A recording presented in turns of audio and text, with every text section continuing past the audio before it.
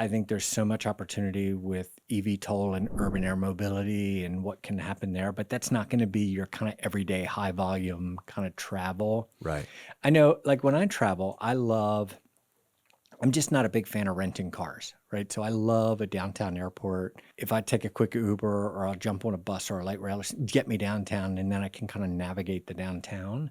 So much opportunity with people that could fly into Tampa International, just shoot downtown. From there, you can get on a cruise. You can do all these other things. Exactly. Yeah. Yeah. And the eVTOL thing, is that are you going to have a large enough capacity to actually remove traffic from the road? Because some of the renderings they put up at the state level, it was like a 2-seater Yeah, eVTOL. And if you have a pilot, well, that's only one person, right. right? So then it almost becomes this luxury that only a few people not only can afford, but then like, does it make sense for a family of 5? Right.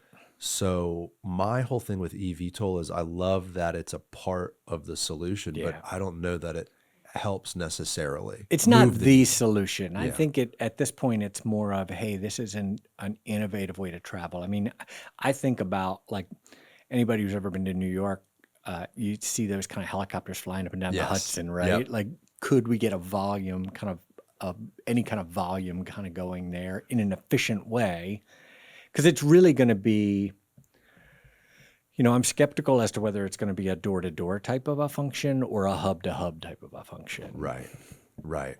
And probably hub to start out with Yeah. just because of the technology. Yeah.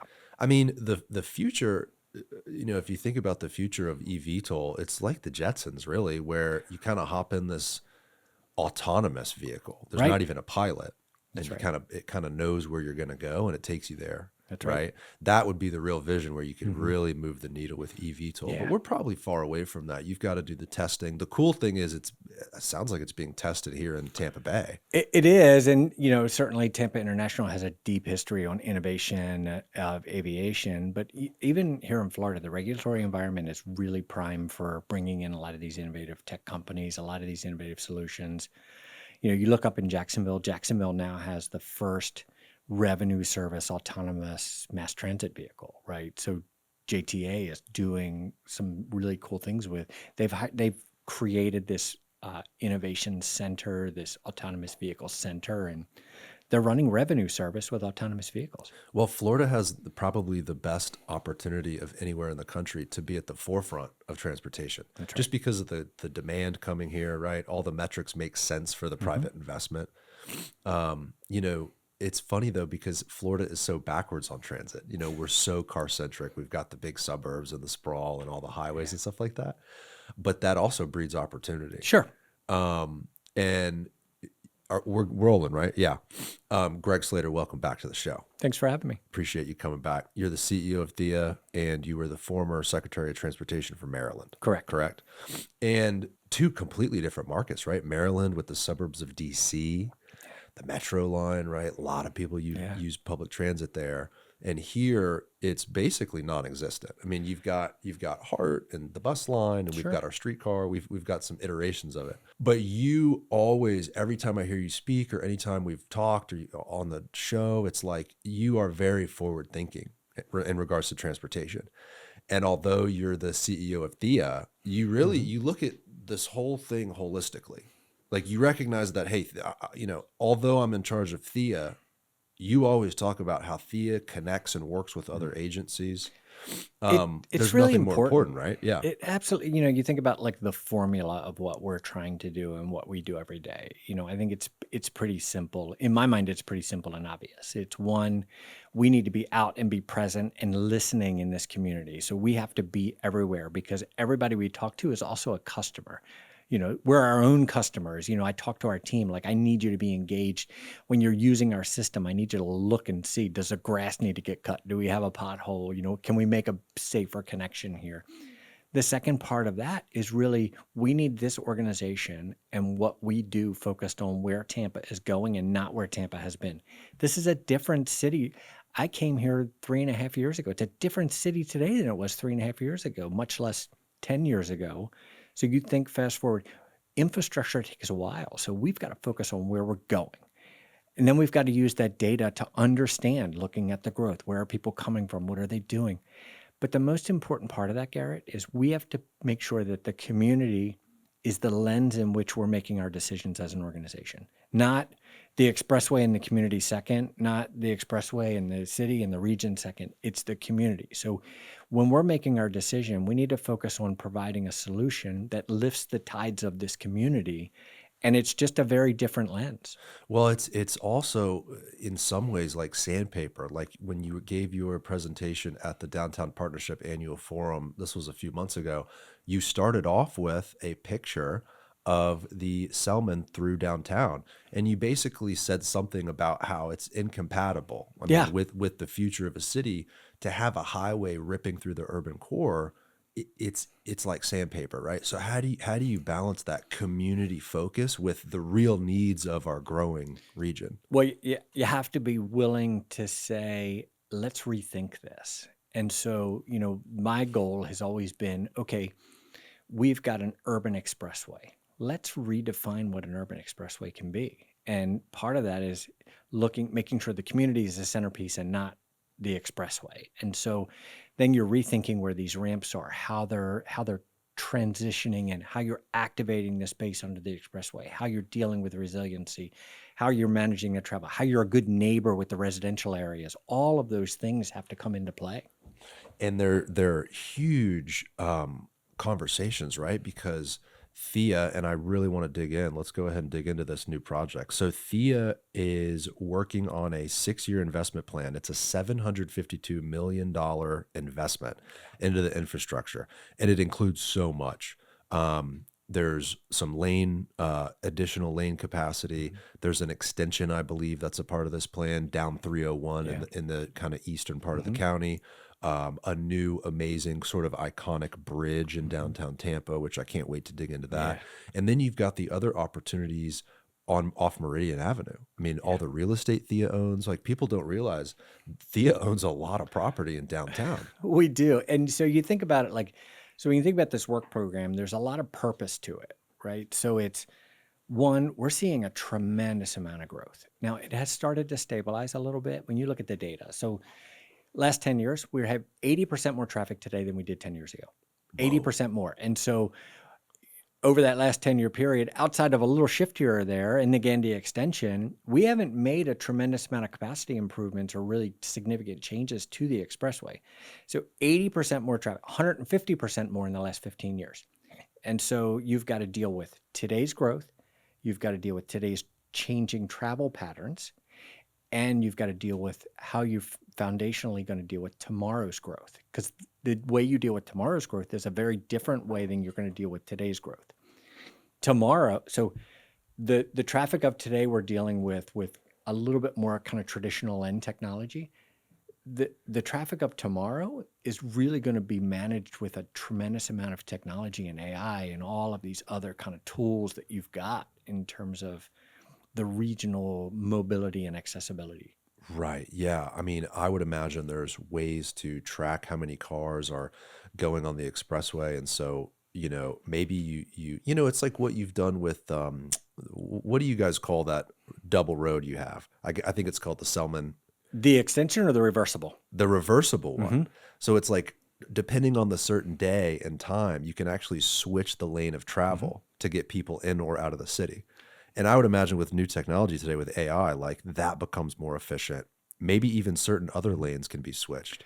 Well, and that's what, if I had to build that today, I wouldn't build that elevated structure. You would not? No, what I would do, so you've got 2 lanes in each direction on the local lanes underneath, and you've got 2 lanes on the reversible. I'd rather build an at-grade 6-lane solution that gives me the ability to go 5-1, 4-2. Just being able or 6 out, like your evacuation or you're kind of pulling people into the city. If you think about the history of highways in America, it seems like, from my observation, it started off with the more lanes, the better. The larger the highway, the better. Now, from listening to you and other people in the transportation world, it seems like there's different ways to think about these highways. Because the reality is, at some point, you're only going to have a certain amount of room to work with. That's right. And so do you go up, right? Do you do double decker like you've done on Gandy, which has been very effective, by the way? They've got that old picture of Gandy Boulevard before the overpass. Pretty remarkable, isn't it? It's kind of remarkable what a game changer that was. Now, everything comes with a trade-off. Sure. How has that affected, the view? How has it affected the businesses, et cetera? There's a lot of different conversations there. But from what I'm observing, it's better now than it was. Yeah, and we purposely built that bridge structure higher so you could really see the businesses. We built that kind of community feel to it. Aesthetically, it's kind of got that blue and white design, the estuary design. Right now we've got it kind of lit up red, white, and blue. We've got a lot of different things happening. Yeah, I think cosmetics are important. I mean, it's kind of weird to talk about cosmetics when you're speaking of like a huge highway. Yeah. But I think it matters. I remember like kind of growing up in the 90s, and man, the crosstown, we used to call it, it was all just moldy concrete and like the grass and the overgrowth and all that stuff. And a lot of areas around town were like that. And now that it's cleaned up, there's a better feeling when you drive by. It kind of softens the blow a little bit. It does. And not only this one, I mean, you look at the Gandy extension, that Selmon West extension, so that has taken 40 to 50% of the traffic off of the roadway underneath of it. Wow. It's that regional traffic that wasn't stopping at any of those businesses anyway, takes them out of the mix. We've eliminated more than 50% of the crashes because the crashes in the corridor were more associated with congestion. So when people get frustrated, they do dumb things, they try and jump out. And so we didn't have a lot of safety challenges, but we had a lot of crashes on that corridor. So trying to give that back to the businesses. And we went back and we talked to some of the businesses because it was really important to us. Hey, did we give you information that you bought into that has yielded accurate? And really what we're hearing from the businesses today is, yes, you kind of gave us back our entrance because it's not as congested and people can get in and out, and it's much easier to navigate underneath. And then that regional traffic is just kind of flowing through as it should, right? We don't want it clogging up local roads, which is the trade-off. That's what the FDOT secretary, remind me of his name. Jared Perdue. That's what he was saying at that last forum you guys did a few weeks ago was, his kind of philosophy is he would rather widen lanes or do extensions than force cars on local roads because that's worse for everybody in the city. It is. And everybody's using Waze and Google Traffic and everything else. And so it looks for that shortest point or that easiest point. So it doesn't really factor in, hey, you shouldn't cut through this neighborhood because maybe there's some kids playing in the street or maybe, so you kind of pull those through. And it gives an outlet for trucks to get up on and over there as well. So back to the history of kind of highways and how the kind of hindsight has shifted maybe what we're going to do in the future. What exactly makes you say you wouldn't build it? You wouldn't do that double decker? Is it cost? Is it a shift in the way people use highways? What would make you do things different? Adaptability. So I think the important thing for us is being able to adapt our system to today's conditions. And, the traffic that we're seeing today is traffic on a game day is different than traffic on, everyday commute. So you look at if you look at where our traffic comes from, which the downtown section is really critical, but we have really 3 commute patterns on our system. And so everyday growth we're dealing with is tremendous. But what we see is that Pinellas, South Tampa, McDill commute into downtown. So they're coming in, going to the downtown core. We've got the Brandon, Riverview, THEA into downtown. But the third one is the Pinellas, South Tampa into kind of like the Ybor industrial Adamo area, which is kind of 22nd Street. So we have those 3 commute patterns, but that's an everyday commute pattern. Our evening commute pattern is different, and we have different projects for different issues. And so, we've got a backup from South Tampa coming into downtown in the evening. And it used to be, 2 years ago, it was when there was a Lightning game. Now it's almost every day because there are more restaurants downtown. There are more things to do downtown. So you've got to deal with normal growth, You've got to deal with changes in patterns like those special events. Because when there's a hockey game, for instance, it's a great example because you can probably tie that to a Rays game at the same point if they end up kind of downtown, right? You've got 50% more congestion on the south part of the expressway. You've got because Tampa PD kind of shuts off that ramp 6B over by the arena, so that changes the volumes on the Willow ramp and some of those others kind of around there. Because if you get off on Florida, you got to kind of navigate around. But we know that there are 7,000 cars that use the expressway that park around the arena within 2 hours of a puck drop. Wow. And so you're 7,000 cars. But what's really shocking when you look at the origin destination piece of that, there's a large portion of the attendance to those hockey games that's coming from St. Pete, Pinellas. Really? Yeah. So it's coming across. The traffic backups actually start at the base of the Gandy Bridge when you're getting on the extension. So it's a lot of that traffic is coming through. So the fan base for the Lightning and for these events is broader than just Tampa or Brandon or South Tampa. It's regional. So one thing I've noticed every day when I leave the office, we peel out right here on Bayshore, and I live all the way down in South Tampa, so I'm going southbound on Bayshore. But northbound, you're right, does get backed up. Does THEA track not only, hey, here's the number of cars, but why? Right? It's like, well, why is traffic? Is it now that there's evening uses in downtown? So people are going to dinner, people are checking out a show, like whatever. Is that the reason why? Yeah, we look at events, there's a direct correlation to the hockey schedule at very least. But if there's a big concert, if there's a big event downtown, like Gasparilla certainly will kind of change those patterns. But it's a matter of looking at what is happening downtown. But even like a normal kind of Friday night, right? People are headed into downtown. You're going to Water Street. You're heading out these restaurants. Yeah, I think these problems are issues that have come up with our own success as a city. They're good problems. Yeah, they're good problems. We used to have a problem of like, well, no one is downtown. It's like now people are downtown. They're using downtown. It's a good thing. It's just how do you kind of navigate and solve it? And so that's what THEA is doing, right? That's a part of this huge package, by the way. $750 million, is that tax dollars? Like where is that money coming from? Zero tax dollars, 100% toll revenue. Wow. So Selmon Expressway. So we own and operate, several different roadways and the greenway. So we've got Meridian Avenue. We own Brandon Parkway. Selmon Expressway is the only tolled portion of our system. And then we have our real estate footprint. So, our revenue profile is somewhere around $120 to $130 million a year off of the Selmon Expressway.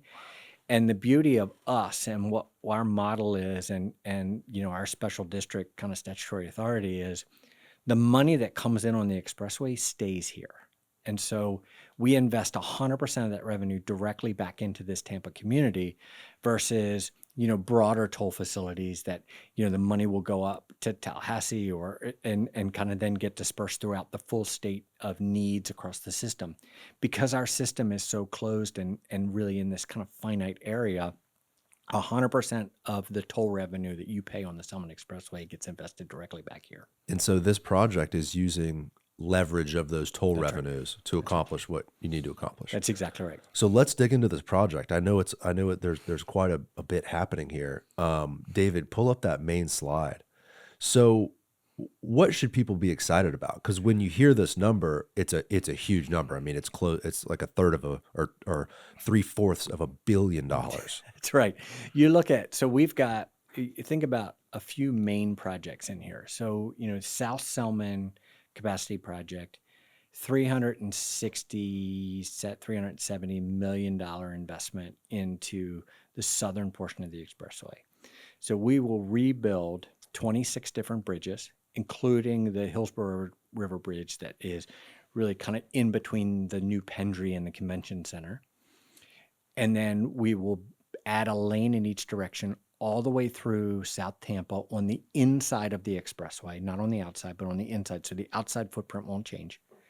all the way down to Gandy Boulevard and then feed into the west extension in Gandy. So when you're on the Selmon in South Tampa, there's these bridges you kind of hump over. What you're saying is the lanes will go in that dead space in between where those palm trees stick up. In between. So some of those stick palm trees will kind of go away, and we'll close that daylight and add those lanes in that direction. So the Selmon is not getting wider. Correct. You're actually you're adding a lane on the interior. Correct. And Oh, you that's look good. at that one section, you start to get down towards the middle, towards like Bay to Bay, there's a lot of extra pavement on the inside because Right. it used to be kind of a grass median and open. And when they closed that median years ago and put that barrier up, it had a lot of pavement there.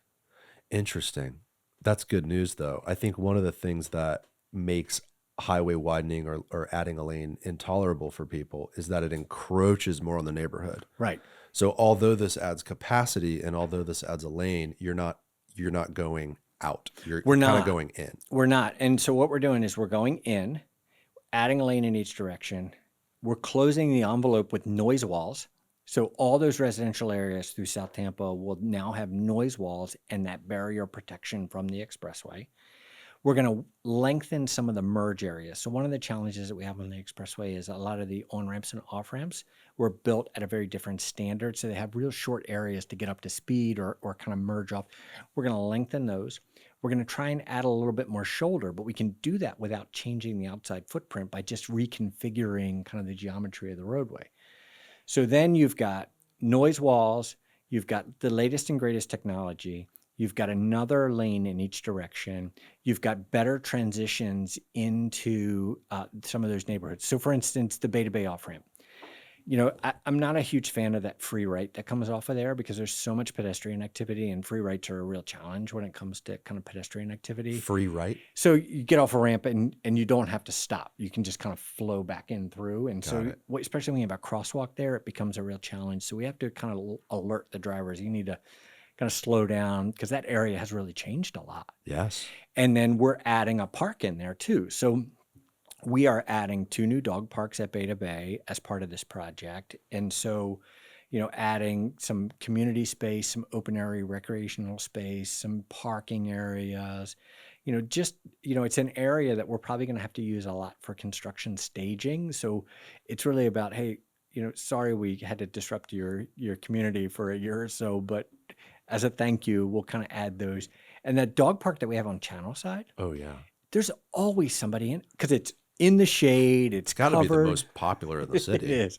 It is. It is always. I came back from a late meeting the other night from Jacksonville. I'm coming through the office like 10:30, 11 o'clock at night, and there are people in the dog park. It's super popular. Maybe the Davis Island's Dog Beach is number 1 or number 2, but man, every time I drive by, it is packed with people, and there's so many people with dogs that live in Channelside, but there's a lot of people with families and dogs that live in Palma Seca too that are going to love that. Plus, a lot of people use that kind of little downtown Palma Seca is where they park to go walk on Bayshore and exercise and go to the commercial district there. A lot of pedestrian and probably more to come too. And I think that's a great point. If you look at all of the underpasses, especially from kind of downtown to Gandy, they're all in some way a gateway from Bayshore into a community or a gateway from a community onto Bayshore. So as part of this project, we're redoing all of those underpasses. I don't know. Do we have that concept? We should. I think you've got some renderings in there. So there it is. That's there on one your of right. That's super exciting for me. Some of the underpasses are just neglected. They've been neglected for a long time. Some of these have already been redone. I've noticed. They have. Well, so there's a kind of a subtle thing we did. There it is. Nice. So that's kind of the base concept for every single underpass in South Tampa. We've got a lot of kids that walk to school in South Tampa. Oh, yeah. And so, trying to give them that pedestrian safe infrastructure. I love the sidewalk widening through on the other side of those bridge piers because I think that creates a better opportunity. The other piece there, and it's a big portion of our greenway too, but you see that kind of, it's a little bit like a crushed shell kind of stone on the other side with an aesthetic wall. Those are actually stormwater facilities that you don't even know they're redundant stormwater facilities. Interesting. So what we did was we designed the project to have this kind of, to meet the higher kind of 25.5 stormwater criteria. And then we said, what opportunities do we have to go beyond that and create more redundancy. And so these, in some cases, will be these kind of like they're dry pond areas that can handle additional volumes of water if it starts to kind of get some extreme weather there. The same thing with the downtown Greenway, right? Like if you look at the downtown Greenway, I joke that it's going to be the most innovative stormwater facility that anyone has ever seen that they don't realize is a stormwater facility.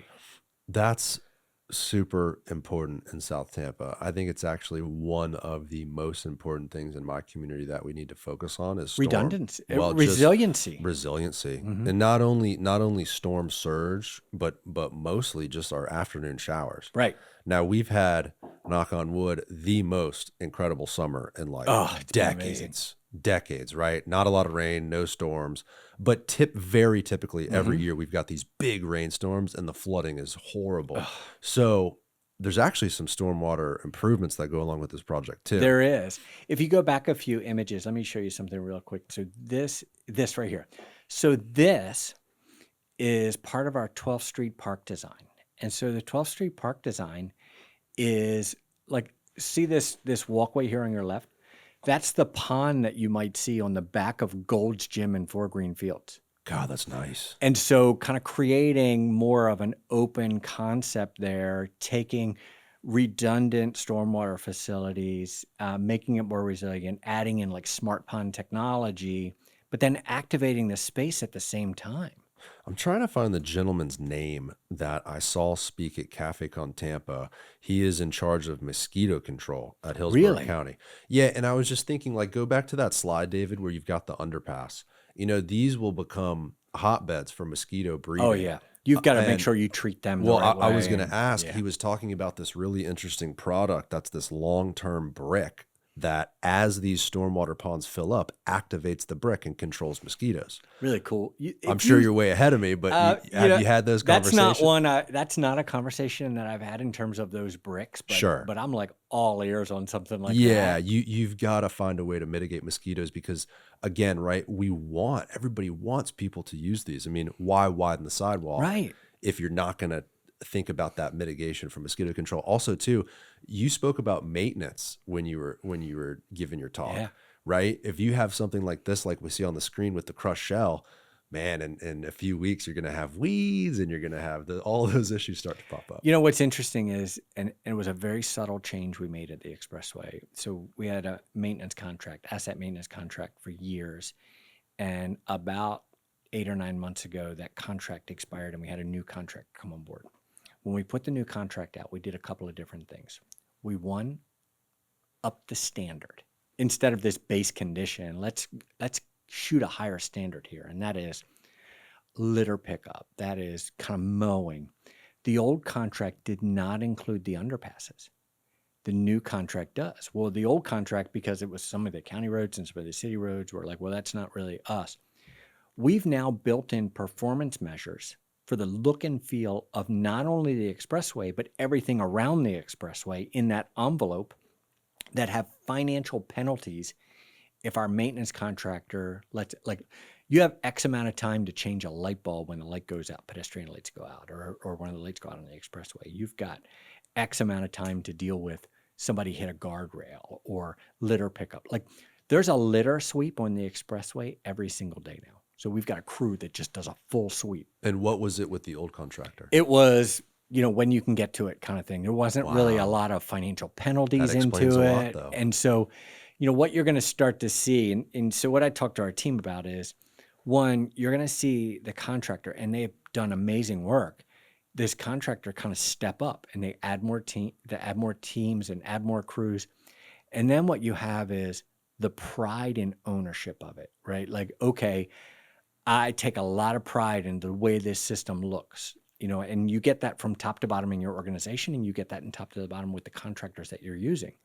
And so when you start to see pride, what you see is, the example I use is, we've all kind of driven after a storm or something, and you see like a plastic bag hanging in a tree or something like that, or some debris.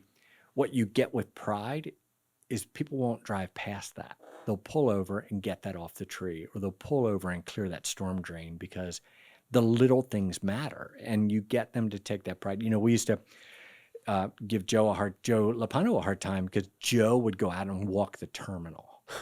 And Joe, people would tell me stories about Joe like picking up a gum wrapper, right? And like, why is the CEO walking around?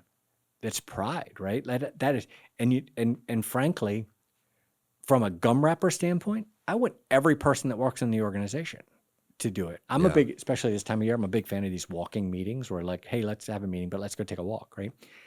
If I am walking from my office in Channelside to a meeting downtown and I'm walking along the Greenway, by the time I get to the end of it, I probably stop 3 times because I've unloaded stuff into the trash cans. Like I'm picking up soda bottles. I want every person in our organization to have that same pride. If you're driving on the system and the grass needs to be cut or it doesn't look great or, hey, this is not super safe when I was out here walking or I was out here driving, I want you to immediately walk into our operations team and tell them. Yeah. It's not I'm stepping on toes. It is, hey, it's our responsibility to make sure that all those perspectives as an employee and a customer are there. And you felt like the previous contractor was not at that standard. Did they have another shot to sort of reapply? The same contractor won. The same contractor The same contractor won, but they gave us a better product because we upped the standard and we paid for that. And so, the cost went up and they said, let's do it. Let's roll up the sleeves and do it. That's right. And so you don't care if it's a county road. You don't care. You're not going to accept, oh, that's not my problem excuse anymore. That's right. Because the people that I serve don't care. They don't know and don't care whose road they're on. That's exactly right. And so for us, it's not just the expressway or the parkway. It's the zone of influence around that.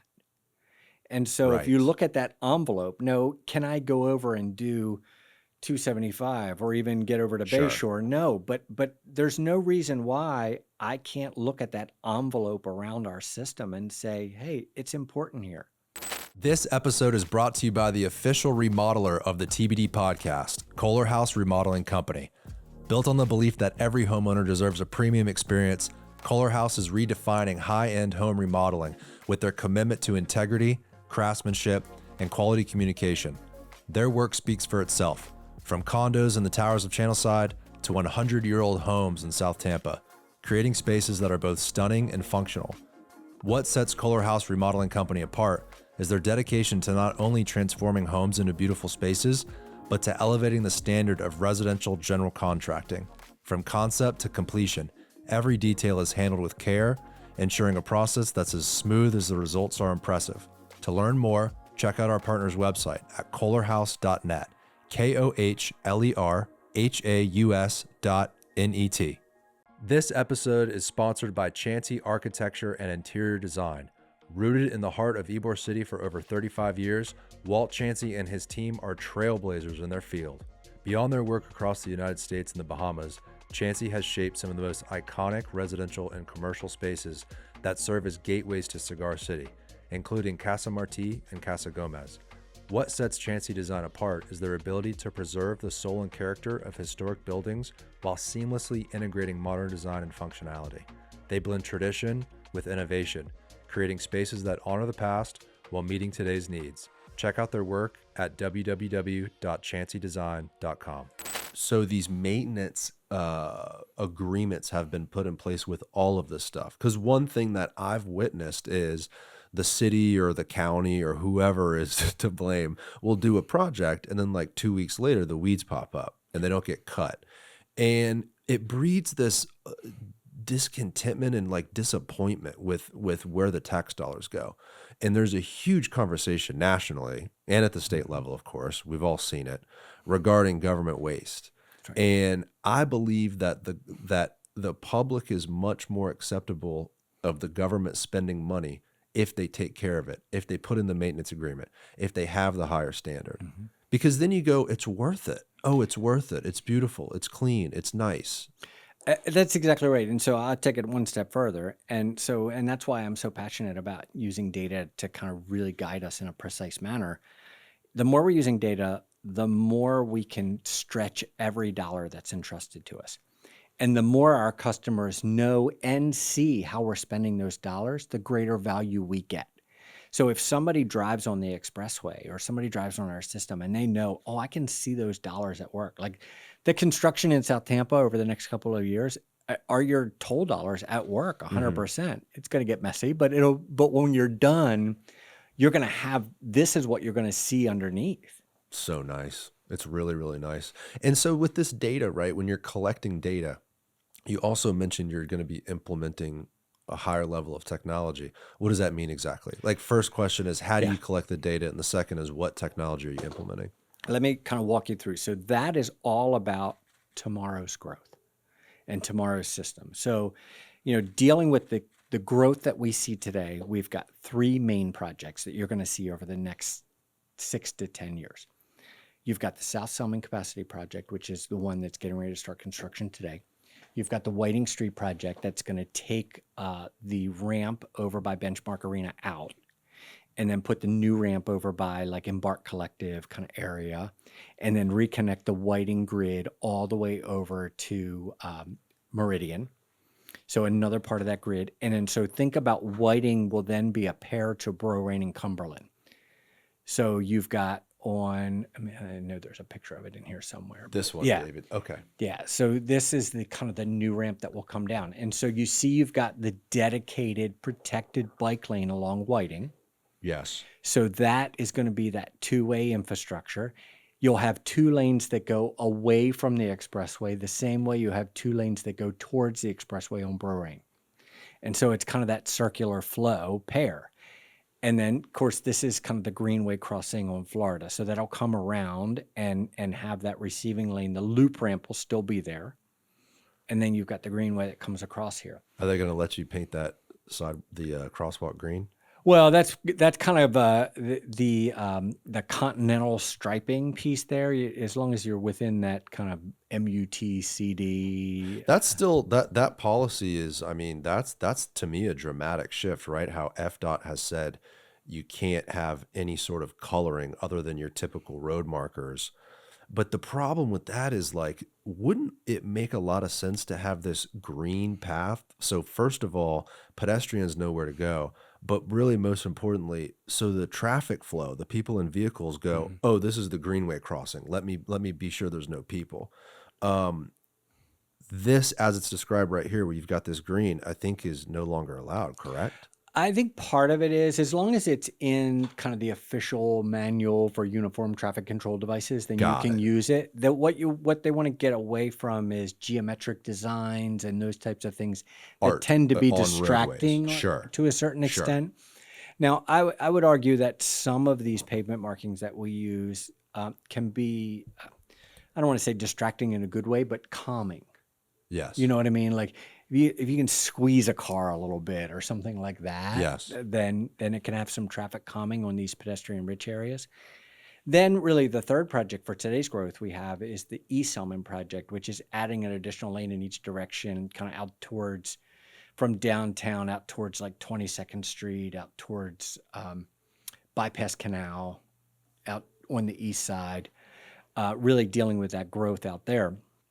But then you have tomorrow's growth, which is the 301 extension. We're just getting off the ground. I had a great meeting yesterday down in Riverview with the Riverview Baptist Church because they have some big plans and trying to look at some flow there, really working with them and what that could look like.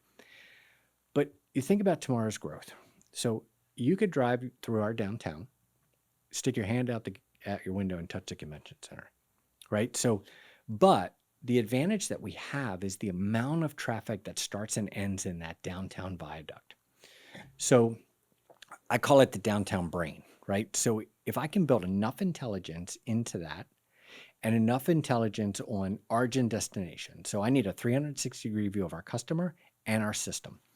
Then what you can do is, okay, so I can tell you, if somebody can tell me, okay, well, this part of our system backs up and connect it to maybe volumes that are 5 blocks off the expressway on a local roadway from sensors, then what I can do is use the intelligence of the downtown section to use technology like AI and say, oh, wait a minute. So I know that this backs up or this backs up. So if I'm reading these volumes 3 miles over here, I need to add another 30 seconds of green time on this string of lights, 6 and 7 blocks off the expressway. And so what you're doing is you're managing the flow to and from the expressway downtown to manage the flow through the rest of the system. It makes sense that you would look at the data not only within the confines of the ownership of THEA and the Selmon. It's like you kind of have to look at all the local roads that feed to the expressway too. I'll give you a really interesting one. 30% of the traffic that gets off downtown on our reversible at Twigs and Meridian goes across the Howard Franklin Bridge.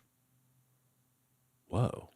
Yeah. So that's a total, that doesn't seem efficient at all. So, but what they're doing, and FDOT's working on that downtown interchange, that kind of I-4 area, right? So what they're doing is they're coming downtown to avoid that, cutting back up Florida and getting across 275 to Howard Franklin. So people are getting off in Channel Side on Meridian and then probably hooking up on Kennedy and going all the way across the bridge. All the way across. Just to avoid 275. Yeah. And and all that. Yeah.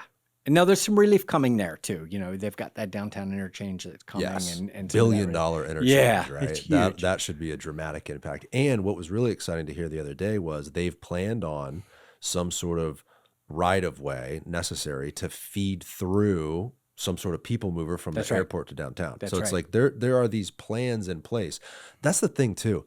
All of this has to be forward-thinking. You can't build this stuff for today. You always have to look ahead. Otherwise, you're never going to get caught up. And you've got to work together on it too, right? Like at the end of the day, it's not, I need this, this, or this. I need all of this to manage the growth that we're seeing. And so, you know, that's a big part of what we want to do with our real estate footprint downtown. You know, you look at the property we have at the old flour mill and then the property where our building is across from Publix today. You know, that's so centrally located between Water Street and Channel Side and Ybor. It's all connected. Let's pause this, David, right here. Just sorry, Greg, but I just want to pause this so people can see it. And for those just watching, we're looking at the sort of aerial view, south facing. We're looking at Water Street. All of this green space we can see on the screen, though, which That's right. is under the ownership of THEA. That's right. Part of it was the old railroad tracks. Part of it is today's stormwater management pond, and part of it was Make sure to talk into the mic here. I'm sorry. Yep. Part of it was the old flour mill. So when we moved the railroad tracks years ago, when we redid Meridian Avenue, and we actually acquired the flour mill at that point. So they kind of leased it back from us for a while. And so when they moved out, now you can see kind of the SPP ownership of that curve there where they have a lot of that work. What we're doing now is we're going to take that stormwater management pond as part of our Meridian project or our Whiting project, move that to an underground system and get better use out of that property. And so, you know, you look at, this is Kennedy this is Jackson here, Jackson and Kennedy both there. Yes. And so that section there, these linear pieces over by the Channel Side Academy and all of that. So those two linear pieces, you know, they're not big enough to do anything from a development standpoint on. So what we've done is we've developed this thing called the Meridian Health Trail, right? Oh. It's really cool. I don't know whether do you have a picture of that one? This one, David, right here on my computer. That's it right there. Yeah. So you look at that kind of our property footprints. The blue is where our focus is of our mobility hub and real estate development. The Meridian Health Trail between Jackson and Kennedy there, what you see is, you know, you can see new redundant stormwater facilities. You can see a realignment of the greenway. You can see open recreational space. One of the things I love is I look out the window and I can see that area. And people are now kind of behind the trees a little bit. And I see them back there all the time, like throwing a ball with a dog and just kind of putting that property to use. And so we want to make that a little bit better. So what we're looking at is, so it's called the Meridian Health Trail because we're going to weave in some of the outdoor exercise equipment that you see on Bayshore. Wow. And so, you know, we've been working with Tampa General as part of their Tampa Well program. So we can add outdoor exercise equipment. We can add space to do like open air recreation, just open field area. And, amazing. And weave in that stormwater facility, put that property to use. Yes. Well, give me that aerial one more time, David, please. We've got that aerial there, the other one of the rendering. because channel side needs green space. The reason why That's people right. cross Meridian and use that green space, they don't have a lot of it at all. Look how dense this aerial view is. Look at how this neighborhood's been developed in the last couple of decades. They don't have any large parks or green spaces. Right. And the city has purchased more land to the north of Meridian Park. I think it's Meridian Park, isn't Yeah. it? Yeah. Yes. Off Twigs, which will be helpful, but it's not enough. So this is super exciting for channel side right here. It absolutely is. And if you look at this and then you look at the 12th Street Park concept that we have on the backside there, and I know the city's going to expand that park that they have over by like the coffee shop and the poorhouse Yep. and kind of that area. And so, and then the same thing up between Walton and Findlay, right? So SPP is developing that. So we've got these linear facilities, add more open air type recreational greenway pieces. Madison Street Park. Madison is the name Street of Park. it. They're Yeah. going to expand that one. So THEA, you guys own a lot of real estate. We do. And so THEA, right, Tampa Hillsborough Expressway Authority, what are like the rules or the codes that you have to go by? I mean, it's kind of interesting that THEA owns this real estate, which can be developed. So what are you allowed to do with So it? I can't be a developer, right? Like I can't be. So we've got to have a transportation purpose to what we do. But at the same time, what we're exploring is development partnerships. And so if we go in here and focus that blue space there, for instance, as a mobility hub extension of the Greenway, but then bring in a development partnership so that we can maximize the highest and best use of that property. The highest and best use of that property is not just for us, right? That's got to be for everything. And so that was where I talked about using the community as this lens, right? Like we want to put that property to work in a really positive way and and I know just keep kind of working that down. If you look at, what's happened, I know that county is starting to think about like expansion of that courthouse area and kind of pushing down towards Meridian a little bit more. SPP is continuing to work this way. Right on the other side of our headquarters, you've got Gasworks and Ybor Harbor and all of that. So think about this. That's all connected, but one block with the streetcar, but it's all connected through the Greenway. No, it's the strategic importance of THEA's ownership of this property Right. is insanely significant. Absolutely. Because Water Street directly connects to the south. What did you call it? Wellness Trail? The Health Trail, Meridian Health Trail. Meridian Health Trail you could literally walk from Water Street on the Meridian Health Trail to Gasworks. That's right. Then you can go east and west from Channel Side to the downtown core. Like it is super important to get that piece right. You're one block over to the streetcar. You're one block over to the aquarium. You're one block over to the cruise terminal. I mean, the new WOW kind of the Ferris wheel is coming in. All of that. You're right there. So David, back to that rendering. What will be super important is this blue area, which you've kind of said real estate development, right? That's where the partnership would occur. That's got to integrate to the south, right? That's got to feed directly into whatever SPP plans to do with that north side. It can't feel closed off. Like people need to be able to move throughout everything we're talking about freely. All the roads connected, safe pedestrian access, crosswalks, the health trail. It's a huge opportunity to just nail, and then you've got this critical little puzzle piece right in the middle. And that's exactly what our board said when we workshopped this. The board said, look, we've got two strategic goals here. One, the strategic location of this property from a connectivity standpoint in the city is critical. Yes. It connects a lot of the pieces here. But also it can't be just a THEA thing. The highest and best use, multifamily, mixed use, get some real value out of that property at the same time that we're providing our transportation component to it. And so can THEA use this project as leverage to, say, in the next decade or two, plan on another phase of improvements? Like what would be the advantage, I guess, to developing this property outside of building the city back up? Well, I think it gives us the ability, we have to manage the mobility and the travel that are coming in, right? So ultimately, what we have tried to focus on is getting people from outside the city into the center, parked, and then you just use a variety of other ways to kind of function. That allows us to not have as much traffic kind of navigating the downtown area and opens up a whole host of other opportunities. I also it just redefines everything. I mean, I think Yeah. about like, and even our property where we are today, directly next to Tampa Union Station. Opening that up, we've got the Publix right there, right on the other side of Twigs, our headquarters. Open that up. You're right on the edge of Ybor, but you don't have the restrictions that you have in the Ybor Historic District. You can connect to that Tampa Union Station with the improvements that they want to do there. Then, so Daryl and I have talked about using some of that old railroad corridor for bike and pedestrian facilities and kind of connecting up. Like, just there's so much. They've got so many facilities coming on Gasworks and Ybor Harbor. And I think, and I'll take it, you mentioned SPP up on the other side there. I'll take it another step further and put it in the category with Ybor Harbor and Gasworks. So our expressway is directly in between Ybor Harbor and Gasworks. And so we've got all that space underneath that's going to be developed as part of our Greenway Master Plan. But ultimately, our customers, the people that are using it, shouldn't know whose is what. Like, it should flow from Ybor Harbor all the way through. So working really closely with the developers over there and working with Daryl, who I think is just an amazing person, working through that to say, okay, how can we provide the best for our customers at the same time? Is there any sort of commission, board, authority group that puts all of these players at the same table to talk about this? Because what I'm gathering through just doing the show, talking to all the different developers and people like you, is we've got these massive projects happening at the same time. And the last thing anybody wants for sure would be that those projects develop independently and then nothing is connected.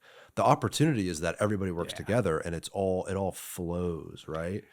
Is there a group like that? I think there are a few kind of official groups, and then there's kind of some organic groups. Yeah, like because it sounds like you're actively talking with your neighbors and almost every day. Yeah. And so, but even from a transportation standpoint, myself and Justin at FDOT and Michael at the airport and Paul at the port, like, we all talk a lot. Yeah. And so, we just did you were at the Ybor kind of chamber thing. Like we're constantly talking to each other and brainstorming about things and how do we connect this and how do we connect that and how do we work it together? Okay. But it's even to the point where, okay, we need this, you do this and I'll do this. Right. And kind of partnering there.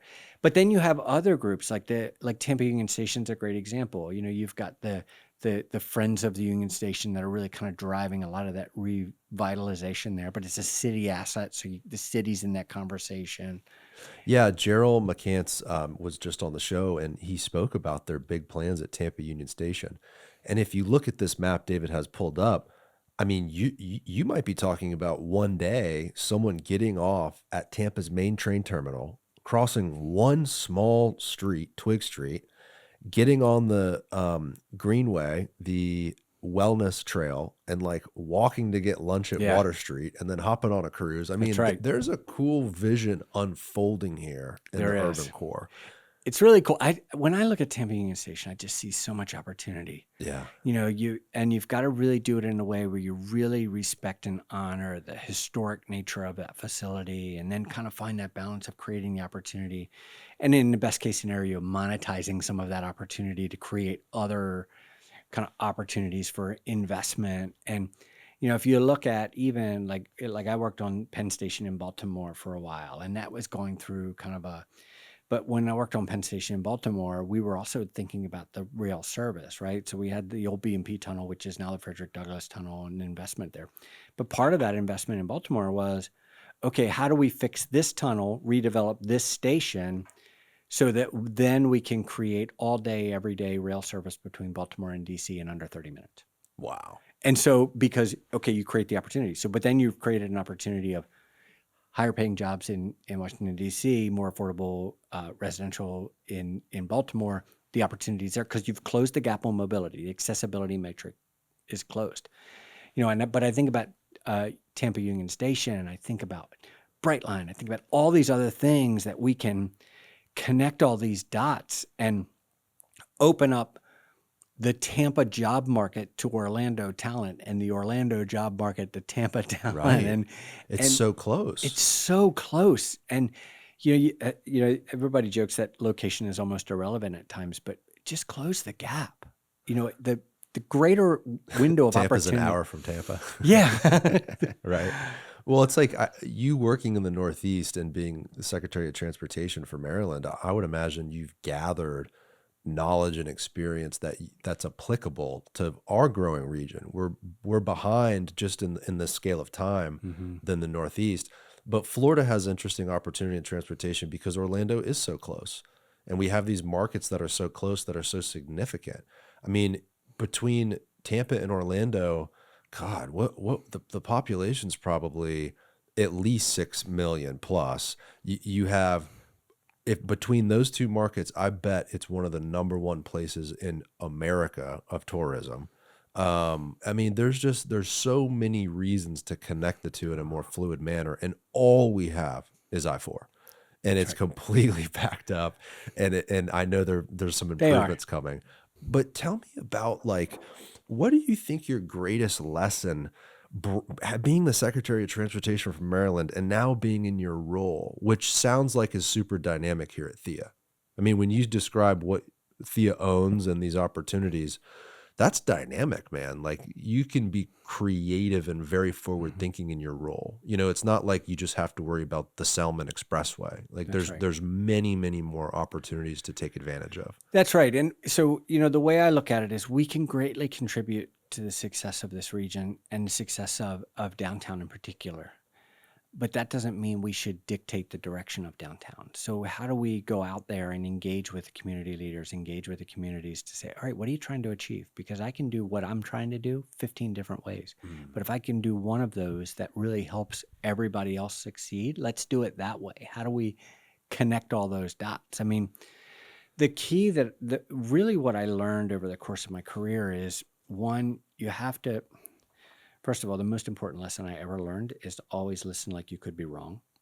And so, trying to really engage people and pull that creativity out and create an environment where you can bring in those innovative solutions, educate yourself on what's happening, what we're trying to achieve.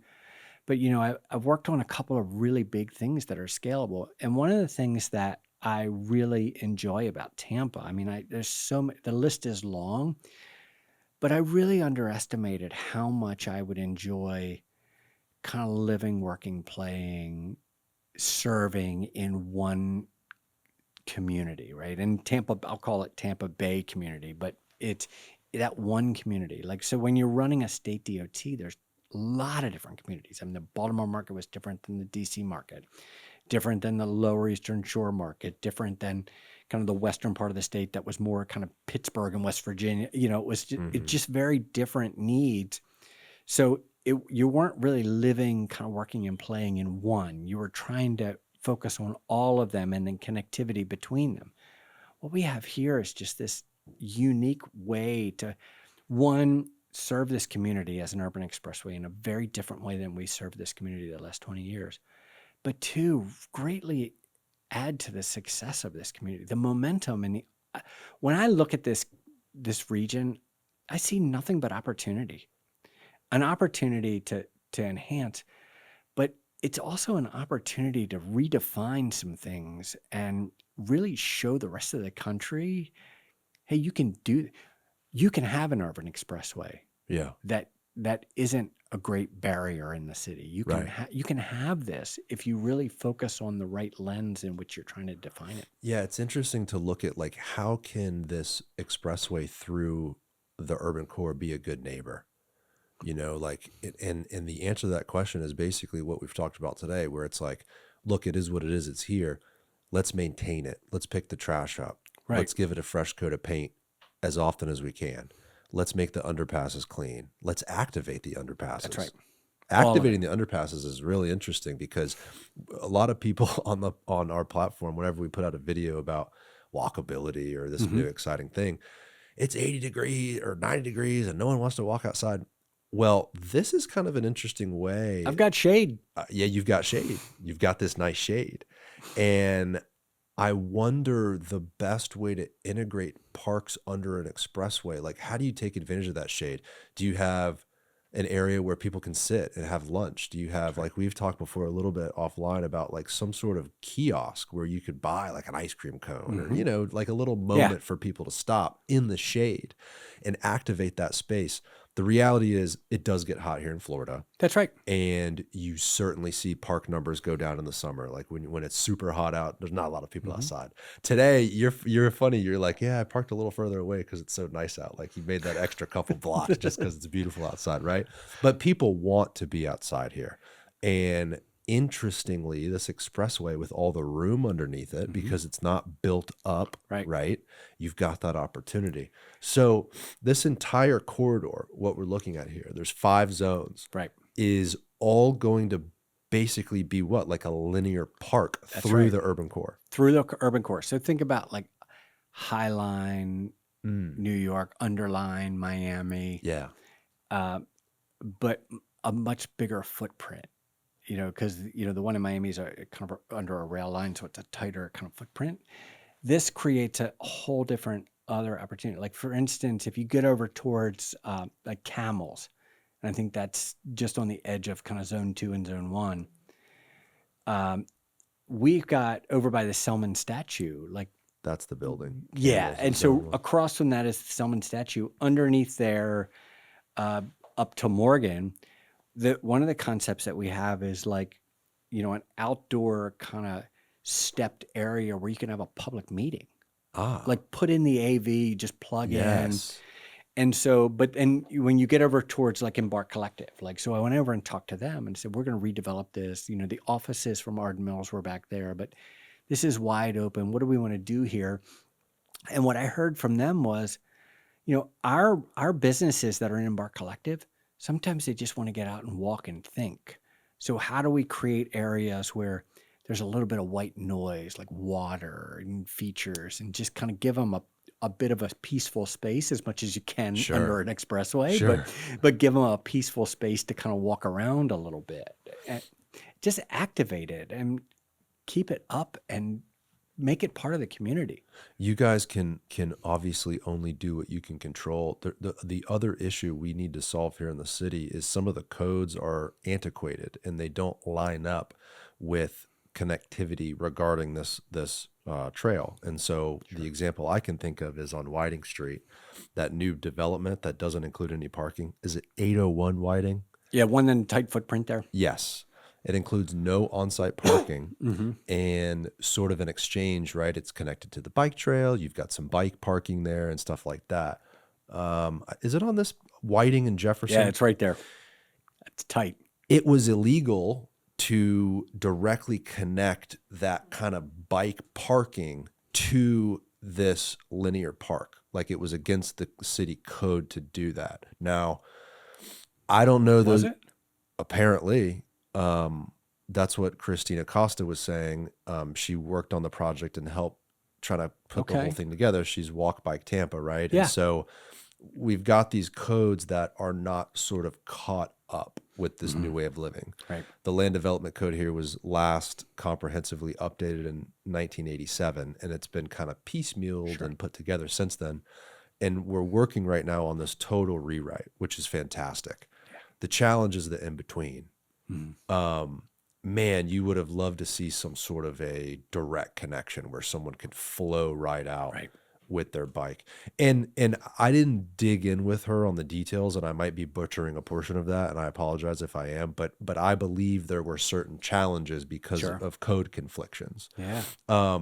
That's another piece of this too, right? Is you can do everything you can to create this beautiful linear park, but if people can't access it in an easy way, it just won't get used as much as it should. And that's a super walkable area. I mean, especially if you go down towards, you're really headed down towards the arena a little bit there. Right. That's a pretty open spot. And what I'm talking about, someone could simply walk around the building. I don't think it's that crazy of a deal. But the point is, updating the codes to be more approachable for these projects and to be forward thinking is something I Right. think we all really need to advocate for, continue to advocate for. We've got some cool technology coming across from that one. So that building on the right is the Aurora building downtown. And so we've got the ramp that comes off the expressway to Morgan. Find that, David. Right. Right there. Yep. No, on the other It's side of the building. Yeah, you can see it though. If you can see the ramp sliding down right here. Yeah, that's the one. And so what the ramp is somewhat unique, but it's not at the same time. So what happens is when you get off of that ramp, you can't see the bottom of the ramp. And it's really heavy pedestrian movements, especially when there's an event Right. at Amelie. So what we've done now, we actually got it. Went out to the Midwest and tested it. That's it right there. We went out to the Midwest and tested that ramp technology with USDOT. And what we found was if we take the camera technology that we used in our connected vehicle pilot and equip all the crosswalks with that camera technology detection, we can connect that to a sign at the top of the ramp that has a lighting flashing feature to it. And so when you're getting on that off ramp, if there are pedestrians at the base, there'll be a sign flashing that you'll see going down the ramp that says pedestrians at the bottom of that ramp.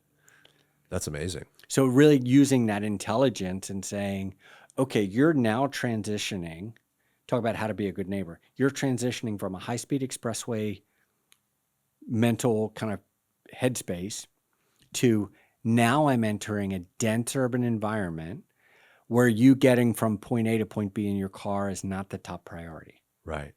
And so you need to transition the way you think, and the signs they're designed to catch your attention to say, okay, you need to slow down. The priority is different in terms of the travel now. We need to start focusing on safety with the people that are walking around there. And that is so much less expensive than rebuilding that ramp. Absolutely. So that's the other thing with AI and all these emerging technologies is you actually could create efficiencies without spending a crazy amount of money. Yeah. One of the more complicated things that we're trying to figure out now is the city wants to fully two-way Bro-Rain all the way through there. And so Cumberland Bro-Rain it's kind of two-way, and then it's one-way towards Camels and across the bridge there. They wouldn't go two-way there, and part of the challenge is we have that left on-ramp. So real quick, where would it become two-way, or where are they? So let me see, where's that, Morgan? So right Here, you can use right the laser there. pointer here. Where's my pointing? So basically, this is all one way, Right. and it's two-way here. Right. So taking this all the way through and making this two-way, at least to Parker, or even to Plant. Where we have challenges is if you two-way in here, we've got this left on ramp, right? So you're going this way. We don't want people making a U-turn and jumping on that ramp. So what you have to do is figure out from a very complicated technical perspective, how do you build the right signal system to allow people to go straight, but how do you make that entrance into the on-ramp as a kind of a dedicated phase there? Or do you close it because you already have Right. one coming off Tampa? Right. And so when you look at the volumes, we actually played with the idea of taking this out and then having an on-ramp on the inside down here. Can people see this, David? Like we're on. I don't think they can see what I'm pointing to, can they? No, on the camera. Okay. But like in between that ramp, like can you get that left on ramp? So you're kind of merging in on the left side versus the right side. Got it. So you're describing on the east side of Morgan, trying to figure out what you just described there. Right. And then the on-ramp would be that right-hand side, that left lane on the one-way from Morgan Street. Yeah, and you take out the Bro-Rain on-ramp. That kind of makes sense though, from like if your emphasis is the city and the activity and the human beings that are experiencing the urban core, and the emphasis is not how do we simply move cars in and out here as quickly as we can, then it makes sense to do it two-way. It makes sense to do the multi-directional lane right there, because then you can activate it. Then you've got, I mean, you got to think about all the development too, up on Parker, related group, We're off here on Plant. Oh, you got Pendry right there. Pendry. I mean, it does make sense. And then that bridge becomes a two-lane, it does. two-direction And so bridge. the like right there at the Hillsborough River Bridge, the Tampa Street on-ramp, if you use that on-ramp, you're going to have a continuous dedicated lane from Tampa Street on-ramp to Bro Rain off-ramp. So when we're done with construction of the Hillsborough River Bridge, if you use the Tampa Street on-ramp, you're not going to have to merge into mainline traffic. You can and you're getting off on Bro Rain, you're just going across the river. You'll be able to do that without. That's a challenge right now. Yeah. Because Tampa Street on-ramp is sketchy because you got people flying. Short merge area. That would be what? Westbound. Yeah. Short merge, very short merge. And then if you're not getting off on Brorin, what is it called? How do you pronounce it? I say Bro Rain, but Bro Rain. I'm still kind of a newbie here, so it's like, Tomato, am I saying tomato. that right? I've lived here a long time and I don't even know what it is. So yeah, it is challenging if you're continuing through because you've got to quickly merge over. So that's a part of this capital improvement is sort of fixing that. It is. You know, that whole Hillsborough River Bridge is really a big part of what we're doing. You know, not only adding capacity, but adding it on the inside. You see that gap there on the expressway, closing that gap, adding the capacity there, smoothing out some of those curves, creating that signature structure downtown. Underneath of that, we're going to build that section of the West River Walk for the city. And then we're going to connect the Selmon Greenway to the West River Walk to Bayshore. Wow. So all of that pedestrian infrastructure will be interconnected. That's huge. So as a part of Under the Selmon, these parks we're talking about. You look at Pendry there on the right. I mean, that whole focal point is going to change. And so, you know, when you look at this bridge, this iconic location today is going to be an iconic bridge in the future. We had some concepts that came in that we haven't quite nailed down yet. Like these are some of the ones that came in during the procurement. But you know, we liked them, but they didn't wow us. So sure, you know, like this is a really cool one, right? So, you know, you think about that lit up. So what those symbols are, that spells Tampa and maritime symbols. Very cool. So you see that from the water. I don't know if we have any nighttime pictures of it, but yeah, like, wow, like that's one of the concepts that came in. You know, we're looking for something a little bit more in the center, something a little bit more kind of, I want to catch your attention on the outside, but not on the end, not when you're driving on the roadway. So, you know, how do you kind of create that, you know, almost like a skyway type structure. Interesting. And so, but what I think about is that viewpoint coming from the convention center into downtown or Gasparilla or, yeah, you know, they gave me some limitations. I couldn't, they shot me down when I wanted to put like big cannons on the bridge and stuff like that. But why'd they shoot you down for I don't know. cannons? They won't give me anything fun to work on, but you know how that goes. Look, there's something to be said about bringing with us as we grow the kind of history and traditions and like what is Tampa, and when you're developing an iconic bridge like this, if it doesn't line up with our history and culture, absolutely, we kind of lose. You know, then we're just Orlando. Then we're another Florida city. You know, one of the things that, you know, and it reminded me, like one of the things that I look at this shot first of all, and I think about when we have an iconic structure there. It won't be this design, but when we have an iconic structure there, and you've got the Pendry there, you've got the convention center who is expanding on the other side. You've got Tampa General on your left who is expanding. Like that whole kind of, it almost changes the skyline that you're used to seeing because you're used to seeing the skyline from this point of view. Sure. But like one of the things that we're working on now is kind of the later part of the South Tampa project where we create, there's so much history in those neighborhoods. And so one of the things that we're trying to do on some of these underpasses is really educate ourselves on the history of some of these neighborhoods and find some like old pictures of these neighborhoods because we can create displays under the bridges and those types of things. People are walking. If we can create an educational opportunity to teach people about like some of these old neighborhoods, because there's so many little neighborhoods. Well, look, Tampa had a style to it, right? I did a post years ago called In Tampa Style, and I showed some of the architecture. A lot of it's been torn down. I mean, we used to have, I think, 200 cigar factories alone in West Tampa, and there's I think like only a handful left, right? And type into Google Images, David, Platt Street Bridge. Put like old photo Platt Street Bridge or something, or like 1920s.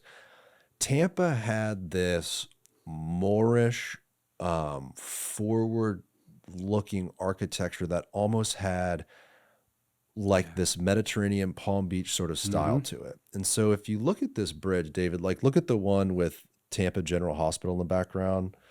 Pull out the old laser. There you go. That's the old is that the Platt Street Bridge? Yeah, that bridge is still there, but Yeah. it's dwarfed, right, as the city's grown, and so you don't really recognize it. Just try to find a photo that can give me some of the architectural detail, even the 1950s photo right here. So this bridge is still here today. Yeah, that's like the old stone arch bridges. Yes. But my whole point is this is, you can even do this. Sorry to shoot you in the eye right there with the laser with the reflection. Is this good? Man, all these photos are so grainy. Yeah. I worked on a bunch of those bridges in Baltimore too, like some of those really cool kind of old bridges. Oh, 100%. And what I'm trying to say is this architecture was very iconic for Tampa. And when you look at old photos of our city, it really had this distinct style of architecture that was really impressive and I think significant.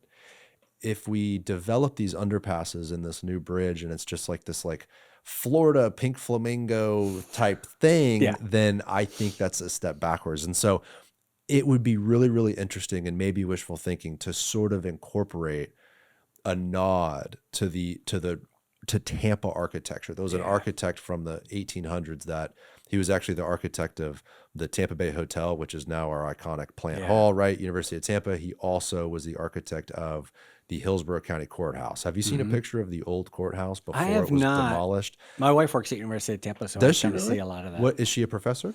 No, she works in their athletic department as a counselor, so helping keep the student athletes on grade. And so she's very familiar with the building. That's right. You, right? But type in Hillsborough County Courthouse 1800s, and it should pop up. And I want to show you this. It's actually the logo of the Hillsborough County flag. It's on our logo, but the building has since been demolished. The same architect did the Tampa Bay Hotel, and it's really, really beautiful. Yes. Give me that one on the top left. Look at that thing. oh yeah, So not to say that you're going to make the bridge like that, but my only wishful thinking is it could incorporate some sort of history and cultural significance so that it is uniquely Tampa, right? And it sounds like that's your messaging too. it is, and that's how you keep. When I talk about keeping the community at the centerpiece, that's how you do that. Like it's not, because you've got the history piece, you've got the theme downtown, but then you've got everything that's around it. Like very easily we could lose focus to the Pendry, because that's such an iconic building. And True. they're really, every time I go past there, they're 3 more floors up. So I know they're rolling on that thing. It's going to be done. That'll be topped out probably next summer, right? Next fall, something like that. And then they've got, you've got the Riverwalk there. The water taxi goes up and down there. Right. No, it'll be, I think a new bridge there is important. Think about, it just got announced in 2029, Tampa will be hosting the national championship. I don't know if the bridge probably won't be. Oh, it'll be done by then. It'll be done by then? Oh, yeah, we'll have something new. So imagine that shot. Maybe that's my new goal, right? Like I need that shot, downtown you need that shot. We have to think about that, right? Like all the conventions, all the big sporting events, like eyes are on our downtown. Even if the game is in St. Pete, right? They still sometimes shoot downtown Tampa because everyone thinks of us as Tampa Bay, right? As this big region, which is great. And so just imagining that shot with that iconic bridge, 2029 national football, right? College football championship, that's going to be a different look for our city. Oh, and I think, we've got so much excitement downtown. The piece that I keep kind of focused on is we've made so much progress and really have changed everything as a region, but we're not done, right? Like we've got a lot more to do, and trying to make sure that we keep that conversation going. Like how do we keep moving the goalpost to a certain extent? Like you're never really done. Yeah. How do you keep making improvements to this region and this city? Because it's more and more a factor when we're competing for talent. It's more and more a factor when we're competing for economic development. It's all of it. Like you not only want a great city that's great for your business, you want a great city that your employees can live in, right? So how do you kind of create all of that? Yeah, and it's more so than creating it before the demand is there. The demand is already here. It's here. You're seeing these large companies move away from their suburban office complex into the urban areas, and St. Pete's included in this, because they want their employees to grab that cup of coffee or hit the Pilates class before That's right. work. It's like it's a value to the employer to be in an area with action. That's right. Look at Gasworks, Grove Financial headquarters moving there. We talked about with JLL on the show how they have seen their in Q1. David, help me out. Q1 of this year, or no, it must have been Q1 of last year. There was more office lease signed in Tampa Bay than in Manhattan. David's like, I don't know, bro. I don't remember. We talk about so many facts and statistics and stuff, but something like that, like the demand driving here for companies that want to be in downtowns with cool coffee shops and action is unprecedented. And it's not unintentional, right? Right. Like it is, we're starting to see what the leaders several years ago were trying to get done. You're starting to see the fruits of that. Yes, for decades, right?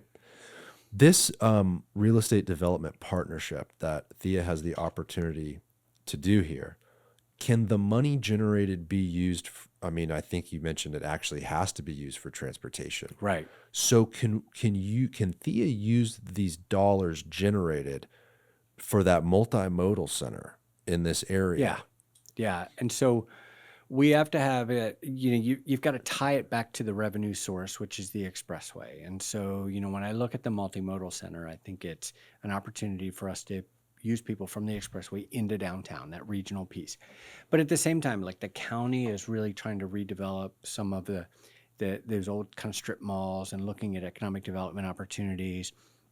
I think when I talk about the fact that, hey, we can't continue to expand and we're using technology, there's no reason why we can't have, high-level commuter bus that's running into downtown, just different opportunities for people. And so, with Michael Stevens, the new CEO of the airport, he seems very adamant on getting people to the airport. That's right. He's kind of looking outside of the airport, it seems, in his vision. And one of the things he's very much expressed from day one was a connection from airport to downtown. That's right. And THEA could be a part of that because you own the real estate that could support some sort of a center that could house whatever vehicle would be used to get downtown. And so this development and these other projects can kind of amplify the funding source to make this happen. And at the same time, connect Tampa Union Station and all of that kind of, it's almost kind of creating this mobility district in the middle of the city to a certain extent. When you look at even the cruise terminal piece of it is so, and they're expanding too. They are. We could do an entire episode on like all of these individual pieces. It's actually kind of crazy if you think about the action and the different private, but also public and just different agencies involved in everything. It's fun though. It's fun though. Hell yeah, it's fun. I got a whole show on it. It's so fun, right? So THEA, Tampa Hillsborough Expressway Authority, is your ability to only do roads, or can THEA have the ability to do other projects too? No, so we have, transportation facilities, our revenue generation is based on the expressway and toll revenue. So that's pretty finite. We have other, we have some lease revenue. We have some other kind of parking leases and things like that are small revenue footprints. But for the most part, that's kind of our revenue source. Can we diversify? Yes. So for instance, like something like parking or something along that line, as long as there's a transportation piece to it and a facility piece to it. So what I can't do, I can't run aviation service. I can't, I'm not competing with the port, but we've got to move that traffic out of the port up the I-4 corridor because they have a really great model there. But I can't run transit service, but I can invest in facilities that have transit components to them. So THEA would not be allowed to run the airport to downtown connector. I couldn't run that. No, we can't operate that. Can't operate it, but could be a part of could those be part of that facilities. solution, right? So that's I'm trying to figure out, there's this whole thing with HART, right? The state government and a couple people on, I guess the HART board want to get rid of HART. And then there's this new thing that would be established, the Tampa Transit Authority, which would presumably run like HART and the streetcar, and then maybe the airport to downtown connector. Does it make sense for THEA to be involved at a higher level in that conversation? Like, Yeah. should the Tampa Transit Authority include THEA as well? I think we're a very different role, Sure. but what I've put out there with our team and with all the other agencies is I've got a wide kind of set of expertise over the course of my career. If I can add value to the conversation and you feel like you're a better conversation if I'm at the table, I'm at the table, because what I want is what's best for this community. We're always going to be an expressway authority, and we've found new and unique ways to redefine what that is and new and unique ways to enhance this community as part of it. But we can't be HART and I can't be the airport, but I can help them achieve their goals at the same time. 100%. We're going to need a leader and an organization to take it on, and airport to downtown, just as it sits with the entities available, who would be in charge of that? Presumably, like who would you guess would run that and operate that? I think it depends, because you've got the airport kind of coming out to Charlie's and presumably, whether it's the city or whether it's HART as Right. it exists today and what that connection looks like is a streetcar. And then, but we keep losing sight of the streetcar connection up to Armature Works too. Like that's a Yes. huge connection. So much opportunity with that. But it would be HART. I mean, just kind of on the face value, like Yeah. that's who presumably would run this airport to downtown connector. But we're a young city today. I mean, I think about my daughter all the time. My youngest daughter is 23 years old. She doesn't have a driver's license. Really? She Because she grew up in the Northeast. right. With- So yeah. she walks, she rides her bike, she gets on the bus. Oh my gosh. Right. She'll get on the streetcar. A true and urbanite. I love it. she'll walk over and jump on the streetcar, and she likes to go down to, she likes this time of year, especially like if she's studying, 'cause she's a senior in college, she'll take the streetcar downtown and just kind of find a place quiet to sit and do her homework. Could the streetcar be a broader solution? Could you see the streetcar rolling down the Selmon Sure. on those tracks and Oh, having? I don't know. I've never kind of thought about it from that perspective, but certainly we've got those CSX tracks kind of along the Selmon. There's been a lot of conversation around, how much they're really used. Oh, they've been talking about that for a long time. There was a rails to trails kind of concept too, Yeah. and see what we could do there. But Well, Pinellas County has done that, right? Yeah. Sarasota County has the Legacy Trail. You've seen these old railroads become trails, and they're very successful. yeah, Tampa's interesting because its CSX line runs through core neighborhoods. right. Like Howard and Bayshore. You imagine a streetcar stop right there on Howard, right in Hyde Park. Yeah, but I mean, when I was responsible for the Maryland Transit Administration, for instance, we ran heavy rail service from Baltimore to DC. We ran heavy rail service towards kind of the western part of the state, and then even up towards Philly, like up the 95 corridor. But we owned very little track ourselves. It was all leased track from Amtrak and CSX. So what we said, we needed enough track to kind of run your maintenance facilities and crossovers and things like that. But, we were constantly competing, your CSX owned track and say, okay, I'll lease X amount of time from you in your downtime. Same thing on Amtrak. Like I'll lease X amount of time for you. And there were agreements and we would run that service, and then, but we were from there directly, like when I was secretary at an office, just around BWO Airport that was connected directly to the BWO rail service. So when I was to DC, I'd walk out my back door, I would jump on the train, and I would go to DC because every fourth train was nonstop from BWI to Penn Station downtown. Wow. And so How long was that commute? About 30 minutes. So way faster than Yeah. anything else. And you get all these stops. I mean, but like when I was on the board of directors of WMATA, the DC Metro system, trying to increase ridership there, we focused on taking advantage of the opportunity of developing kind of the parking areas and get really high level transit-oriented development. I'll give you a great example. So I was involved in both the Amazon HQ2 pitch as well as the relocation of the FBI headquarters when FBI was trying to get out of the Hoover building. So FBI, through GSA, had a competition. So they were saying, okay, we want to get out of the Hoover building. It's an old building. It's not in a great location, although it's right next to the White House. It's for some folks, it's a great location, right? But what they said was, okay, well, surrounding states, one, 80% of my workforce uses the DC metro system to get to work. So you've got to be connected to the metro. And you give them these campuses. Well, we had a site at Greenbelt that we really, really loved right around University of Maryland. And it was connected to, and it was downtown, and it was part of the requirement. When we did the pitch on Amazon HQ2, it was like, are you connected to the system? Because my workforce, my talent wants to have accessibility to something like this. So, it's a similar conversation, a different scale around the streetcar and the connection to the airport and all that industry. Like, how do you get downtown? How do you move that through? I've been thinking about the real use of that, right? Like if there was a large parking structure, that probably could include some like a rooftop use or a ground floor retail use. Would I rather take my wife and kids, go park downtown, maybe at a reduced rate, if you're going directly to the airport and taking a flight, park there, and just hop on some sort of a people mover type system, much like we already have at the airport, and just boop, drop me off at the terminal with my bags. No parking at the airport, no $150 for 5 days or whatever the cost is, right? Like would people use it? And I was thinking about it and I thought, you know what? I would. It's what they did in Denver. Yeah. You look at Denver, Denver Union Station, and the Denver Eagle Light Rail project that went from downtown to the airport. Like I would rather drive downtown and just park at a reduced parking rate.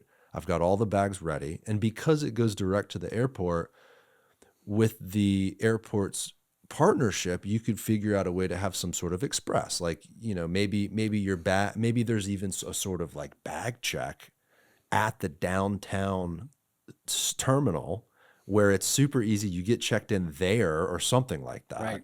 And then there's an expedited process. Like you could build in the incentives to where people would use this thing heavily. Absolutely. And you think about like people just love Tampa International Airport, right? So you think about that. And I think about how do we connect there?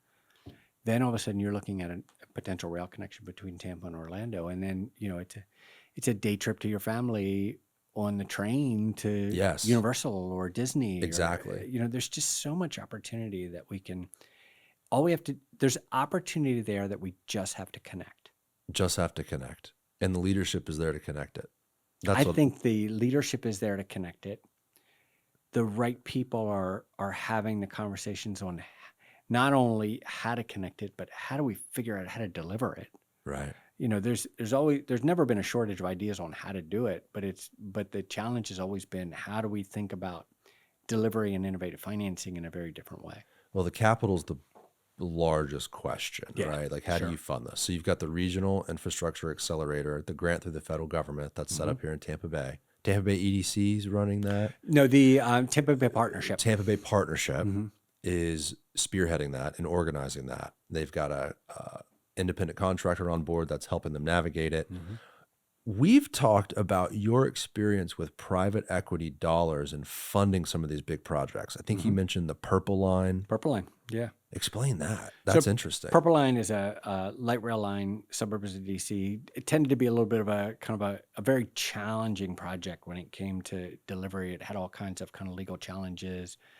In fact, it got challenged legally at one point in the beginning stages of construction, and the judge had vacated the record of decision, which created a whole host of cost overruns. And then, of course, COVID hit, and supply chain it was all messed up. And I remember we actually had the rail cars were actually being built in Italy, and that was where the pandemic was.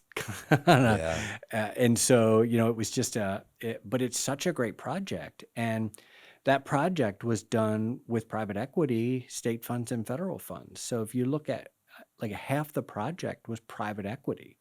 And so you bring in private equity, and then the private equity partner is not only paying for 50% of your costs, because then you had New Starts money from the federal government, then you had some state dollars in there, some local dollars were in there as well. It was state, county, federal, and private equity. The private equity came in, but they're also going to operate it for 30 years. Yeah, wow. And so then you hand that over, right? Like I worked on a toll project with private equity that had zero tax dollars in it. So it was, okay, we need to solve this issue. We've got $10 billion of infrastructure that needs to be rebuilt, but we don't have any money to do it. How do we fix this? So basically, we brought in kind of private equity firms to say, okay, if you rebuild me all of this infrastructure, and you add 2 lanes in each direction within these kind of financial parameters, will allow you to toll that for 50 years to recover your investment. And then anything beyond like 15%, you kind of share in that revenue cost, right? So Georgia just did this. So Georgia, SR 400, they had a very similar issue in Georgia in terms of trying to fix a congestion issue, very little capital to be able to deal with it. Not only did Georgia get this project awarded and moving forward, they gave them more than $1 billion up front and said, okay, I'm going to give you $1 billion just for you letting me do this. And then they take that $1 billion and they can spend that on all the other transportation needs that they have. So you're monetizing the opportunity.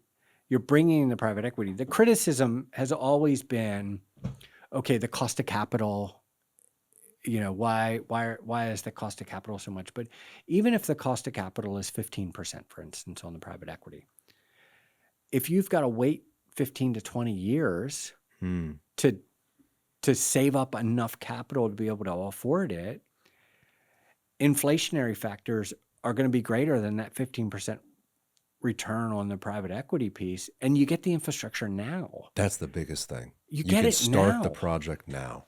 And so being able to really think through, okay, what do I have? And then what can I monetize to help me fill the gap and bring in public-private partnerships? Because the private industry, if you allow them, bring them into the right environment, the innovative minds in the private sector will figure out how to do it. Like they'll figure out how to weave in tight spaces. They'll figure out how to do things innovatively.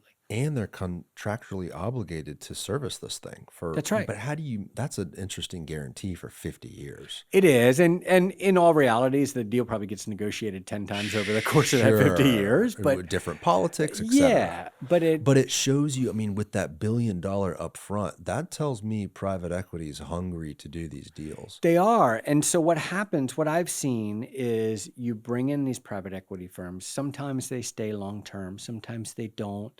But who's really involved in a lot of these are the pension funds, right? Like when we were working on tolling project in the suburbs of DC, the pension funds were really engaged because it was almost, it's a bad example to use right now, but it was almost recession-proof traffic because the federal government, the traffic was already there, and it was such a federal government workforce-centric kind of travel shed. So it was. On the private side, to make 15% for 50 years. Guaranteed. Guaranteed through a government contract. Sign me up. What are people, as long as people keep using the roads and they keep getting maintained or rail lines, you're always going to be in business. So it makes a lot of sense. Think about your own. Is this region ready for a deal like that? Sure. I think it is. I think we just have to, I think we've got the right people thinking about, we've got to think differently on how we deliver some of these solutions. The Regional Infrastructure Accelerator is a big part of that. They brought in really great expertise nationally to facilitate that conversation. You look at the TPOs that are engaged in that, saying we've got big infrastructure we need to deliver. How do we think about it differently? And then you say, okay, well, I look at our 301 project, for instance, right? So our biggest limitation is what we can afford when we can afford it, right? So I can, we could build $2 to $3 billion worth of infrastructure, but I can't compromise our financial health and maximize our debt too much. So I kind of meter it out in terms of what we can afford and when we can afford it without compromising ourselves financially. But can I bring on an equity partner and deliver it 10 years sooner? Can I, those types of things, because their debt is not my debt, right? They're a partner with us, and it's an equal risk, equal partnership. So, we just, there's not one model that fits for everything, but if you think about the streetcar, there's probably a different model for the streetcar. If you think about Tampa Union Station, it's a different model there. You think about an express lane project, there's a different model there. Light rail, there's a different model there. You just have to think about it differently and be open to a conversation on how you can deliver it. Would there be a market for a small project like the streetcar? Could you just get a couple $100 million from private equity? Or Sure. are they looking at the larger stuff? Well, you look at the streetcar up to Armature Works, right? Who owns all that real estate around that line? Right. If you can, if the streetcar takes the path that they want to take up to Armature Works, and there's about $100 million gap, I think, in kind of the funding there. Yep. Is there an opportunity to harness the value of that real estate?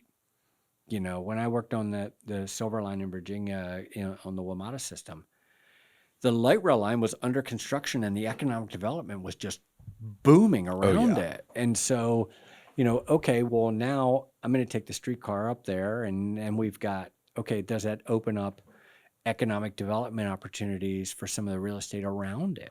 That's a great point. I don't think it's coincidence that where the streetcar has been for the last 25 years, look at the economic development in this urban core. Right. It is directly along the route of the streetcar. Ybor, Gasworks, Channelside, Water Street, downtown core. That's right. I mean, period, right? That's right. And so there's no question to me, if you drag it north, you are absolutely going to see economic development in that north side of downtown. Right. And you've got it with Armature Works, which I think is one of the coolest developments I've ever seen. Agree, yeah. But then you're going to have it in between there. Right, 100%. So is the Regional Infrastructure Accelerator through the downtown or through the Tampa Bay partnership specifically looking at private equity as a part of the solution here? Not necessarily. So, you've got private equity, but the big part of that and the partnership with the federal government is the ability to use some of their financing tools. So this could be THEA loans, which are low interest infrastructure loans. Now, the value of THEA, for instance, the beauty of THEA is you don't incur the debt until you draw down the money. And so if you've got $1 billion project and you go out and bond $1 billion, you just start paying that debt while you're in construction and things like that.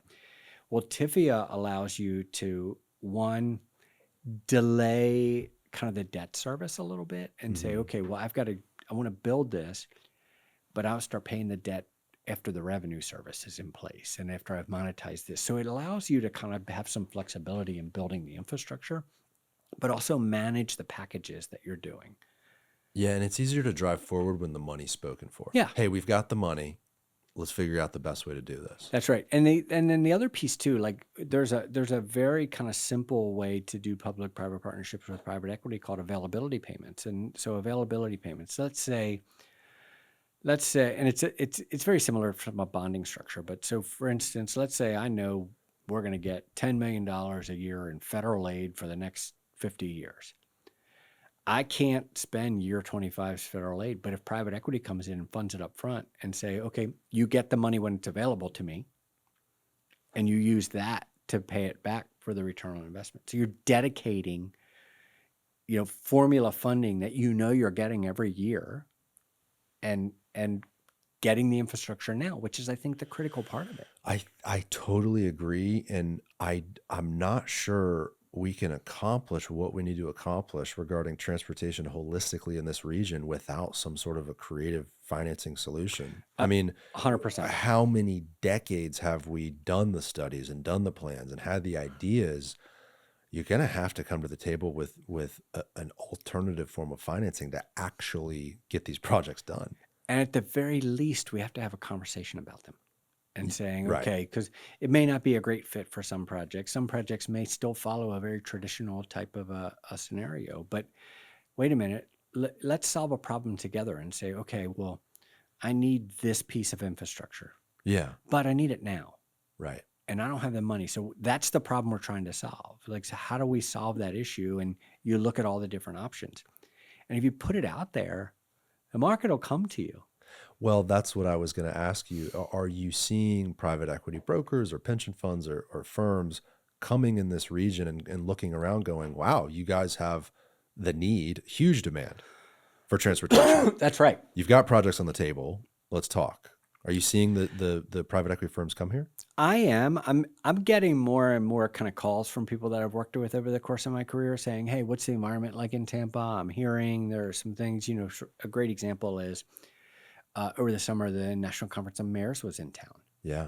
And so a lot of the private equity firms were there as part of the National Conference of Mayors. And so I probably got 3 or 4 phone calls that said, hey, Greg, I know you're in Tampa. Can we meet for coffee? And that was what they wanted to talk about. Like, is there a private equity market here? Is there an infrastructure market here? What'd you tell them? And I said, I think there's a huge transportation need, and there's a need to educate people on what these types of public-private partnerships can do for you.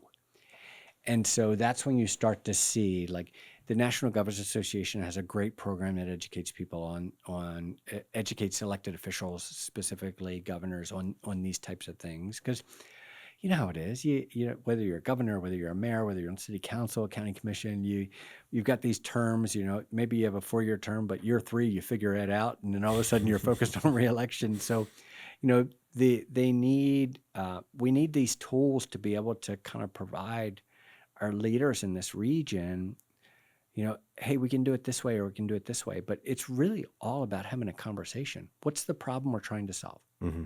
We know we have the need.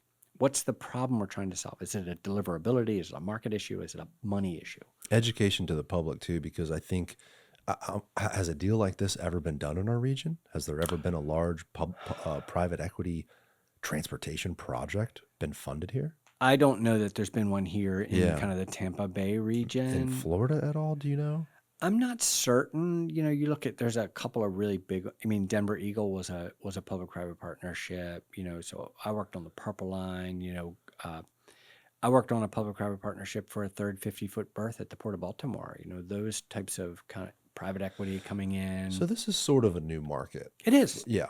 But new opportunity. We've got a lot of new voices in town. We've got a lot of opportunity. You know, let's have a conversation about it. It might work, it might not, but let's see what we can do. But that first part of it is the education for the public, education for the elected officials. What is this? How does the structure work? Right. What are some of the risks, right? Like all of the above. Yes. You got to manage the risk and not the list. You got to manage the risk 100%. I just love the idea of, hey, we can do this tomorrow. If, you know, whereas these other options, you wait so long for funding. And then you've got the thing too, where like the federal government pulls back funding and then everyone's nervous about the future of a project. Right. You don't deal with any of that. You deal with none of that with private equity.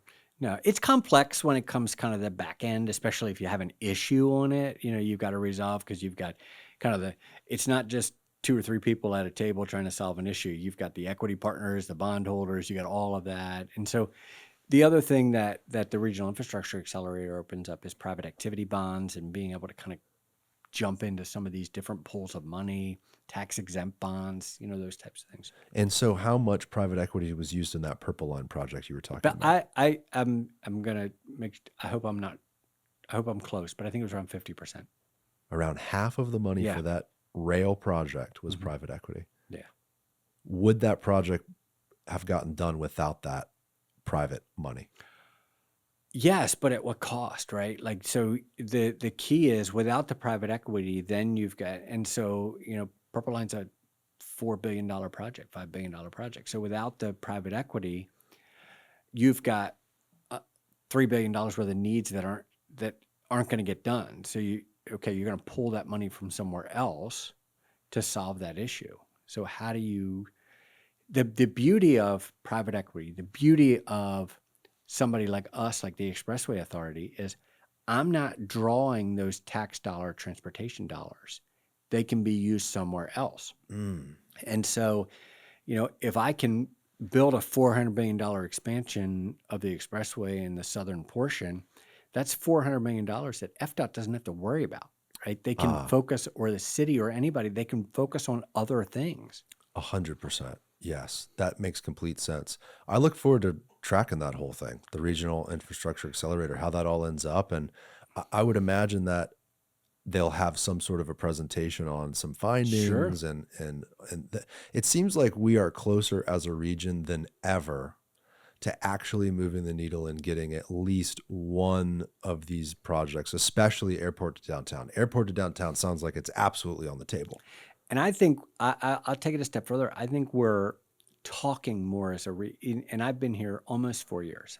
And I feel like we're talking more as a region today than we were a few years ago. Maybe it's just because I'm involved in them a little bit more. Sure. But what's really been fun to see is we're all kind of talking from the same sheet of music. Yes. And so we're working together on these things. And what Paul is trying to accomplish at Port Tampa Bay, and what Michael is trying to accomplish at Tampa International Airport, and what Scott is trying to accomplish at HART, and what Justin is trying to accomplish at FDOT, and what Mayor Castor is trying to accomplish in the city, and what the county, it's as important to me as what we're trying to accomplish at THEA. And so my hope is they all feel the same way about us, and so that we're all working together. We're so much more powerful as a region, right? 100%. If we can if you look at us as a region, Hillsborough, Pasco, Pinellas, we have more juice than Orlando. Right. More people, more assets. Yep. More value. Port, I mean, more value, larger media market. Different assets, right? You're talking more diverse in our economy. Right. Diverse in the economy. You've got two real strong metropolitan centers with Tampa and St. Pete. We've got the whole economy on the beaches. You've got the Port Tampa Bay kind of pushing that freight up and down the I-4 corridor. The connectivity and the value of this region is huge if we come together as a region and think like a region. Okay, I got to let you run, but I have to ask you one more thing, and we don't need to stay long on it. Sure. If the Rays come to Tampa, okay? If the Rays come to Ybor Harbor, which is my top pick, but maybe, they've talked about HCC and these other sites. But I want to ask you about Ybor Harbor specifically because it's right next to the expressway. It's right next to the Selmon. It is. How do you get people in and out of that ballpark when you've kind of got a pinched situation right here? I just love a downtown ballpark. Me too. It's such a cool spot. I think about, especially on the waterfront there. And first, I'll say first, regardless of the site, the Rays in Tampa is a really cool thing. Yes. And so, but I too am a little bit biased to the Ybor Harbor site because I think about, what could really be there. And I look at the vision of Ybor Harbor and what they're trying to accomplish, and it's pretty amazing. The first time I saw the plans around Ybor Harbor, my first reaction was, that's the missing piece, right? Like that is the piece. And so if you look at that stadium there, we would certainly have to create access directly to that stadium from that 22nd Street ramp and figure out how to kind of weave that into the parking structure. And now, one of the things I heard from the new ownership when they did their press conference is they really like that kind of battery in Atlanta, which is really much more than just a stadium. It's really a full experience. And so you think about that, so we would have to pull people directly off. So the Rays have a huge fan base because they're in St. Pete, from Pinellas and St. Pete. They're going to want to keep that fan base if they're in Tampa. So how do we create? So they're going to be on the expressway. Yes. And so, we weave them back down into 22nd Street, and really that ramp would probably have to have some improvements to it. We'd have to create some better accessibility, maybe even direct access to parking structures and things like that directly off the expressway. So theoretically, you could be a fan in St. Petersburg, hop on the Selmon Expressway from Gandy and go directly to the stadium and not touch a local road. Right. And go directly on an off-ramp from the Selmon into the parking structure of the stadium and leave right back to St. Pete. Not an insurmountable challenge. Really? And so, and I think about that but think about the value of that connection with Ybor Harbor and Gasworks too. And now you're connected to the Greenway. You're connected to all of those facilities right there. Everything we talked about today would be so much more valuable just from a connection standpoint with the stadium. Like you could go on the Selmon Greenway from the ballpark down to Water Street to the Riverwalk to Bayshore. Right. I mean, and Gasworks connecting up into the heart of Ybor is so cool too. Yes. And then while we're on it, David, real quick, pull up the rendering of the Selmon Greenway because there's a waterfront area. Yeah, right by. So the other rendering, David. It's adjacent to Ybor Harbor, kind of those. No, go back, David, real quick. Let me point it out. I believe it's number 6. I think it's this one here. Click right here. Yeah, click that one. Let me just see. Yeah. Zone 5. So there's like a waterfront portion. Well, yeah. I mean, technically, that waterfront portion is Ybor Harbor, so we don't control that piece of it. So it just looks nice on the rendering. It just looks nice on the rendering, but ultimately, when Ybor Harbor gets developed, we would want the beauty back there is these long, really high, straight bridge spans that don't have a lot of piers in there. Yeah. So you've got wider openings to create these kind of zones. And, sorry, I keep referencing back to some of my previous experience, but like Baltimore has the football and the baseball stadium right next to each other downtown. And you kind of walk under 95. And that's your Well, gateway into the football stadium. I think of Chelsea Market in London. Like, what would otherwise be this dark, dingy, ugly under they call it the tube, right? Over there, their Right. subway. What would otherwise be this like dark, kind of horrible area is this amazing market. What if there was a market under the Selmon that connected Ybor Harbor and the stadium to gasworks? Like, now we're really talking. Now you're rivaling Navy Yard in DC. Legit. and- Yeah. Like really cool spots. 100%. Well, Greg, I appreciate you coming on the show and Always your fun. leadership and everything you talk about, setting that higher standard. Like, I'm really thankful you are the one in charge of this highway that goes through our city, because it is like sandpaper. It is challenging to mix a highway through an urban core, but you've done it truthfully in the most elegant way possible. So thank you for your leadership. Absolutely. I love this community. We want more and we need more and we deserve more in this community. And so if we can come together, we can get everybody unified. There's nothing we can't get done. Amen. All right. Thanks again, Greg. Appreciate it. Bye, everybody.